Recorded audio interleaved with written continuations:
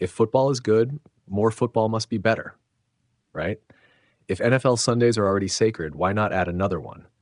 An 18-game season means more revenue for the league and broadcasters, more fantasy and gambling opportunities for fans, and more of everything that makes football king in America. But there's a cost, and lately that cost is becoming impossible to ignore. I'm not a big fan of it. One NFL player said back in July when asked about the possibility of expanding the season, "You've seen the amount of injuries that pile up at the end of seasons, and you want the best players playing in the biggest games." That player was Patrick Mahomes. And now his warning feels painfully prophetic. Mahomes is done for the season after tearing his ACL in Week 15. Green Bay Packers star Micah Parsons suffered the same fate in a loss to the Denver Broncos. Los Angeles Rams wide receiver Davante Adams went down with a hamstring injury that could sideline him for a critical late-season matchup. 3 cornerstone players, 3 teams reshaped overnight. 3 nearly identical reactions from their head coaches. It didn't look good, Andy Reid said of Mahomes. It doesn't look good, Matt LaFleur said of Parsons. It didn't look good, Sean McVay said of Adams. That phrase has become a grim refrain in the NFL. It never looks good when a player collapses to the turf, and yet it happens every week to stars and depth players alike, with no regard for reputation or importance. By Week 15, the league's injury report had ballooned into the hundreds. Heading into the weekend, 320 players, an average of 10 per team, had already suffered injuries severe enough to miss multiple games. Injuries are baked into the sport, yes. Anyone who plays in the NFL long enough will get hurt.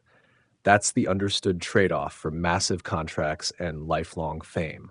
The real question is how much more punishment the league should be asking players to absorb. The Kansas City Chiefs season was already wobbling before Mahomes crumpled to the Arrowhead turf, but his injury still matters to the league at large. Mahomes isn't just a quarterback, he's one of the NFL's central marketing pillars.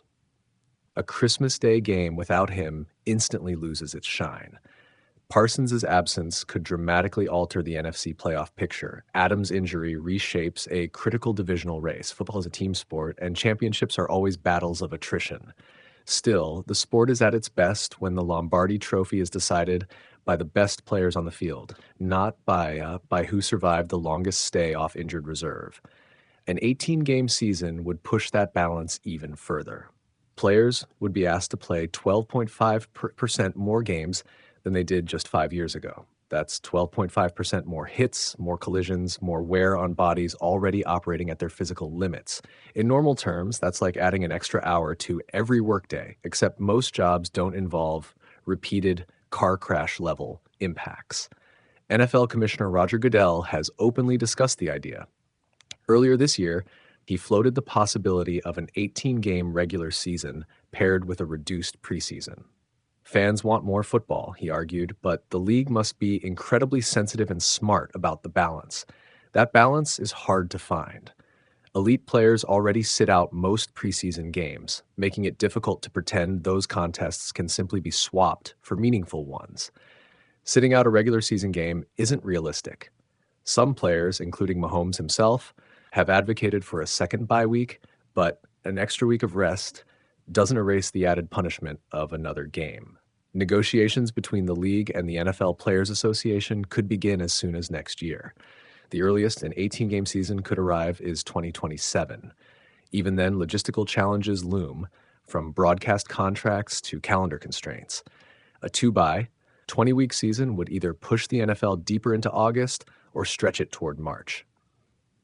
But before any of that matters, the league has to confront the human cost. Every snap in the NFL is a spin of the roulette wheel. Every extra game adds another 40 or 50 spins. For Mahomes and Parsons, the wheel landed on disaster. Wondering who's next feels morbid, but unavoidable if the league is serious about expanding the schedule again. Longer seasons mean shorter careers. And that's a trade the NFL may soon have to justify, not just to its fans, but to the players whose bodies pay the price. Patrick Mahomes warned everyone this was coming. Back in July, when the idea of an 18-game NFL season came up, he didn't hedge. He didn't spin it. He said he wasn't a fan because injuries already pile up late in the year, and the league's biggest games should feature the league's best players. Now it's week 15, and Mahomes is done for the season with a torn ACL.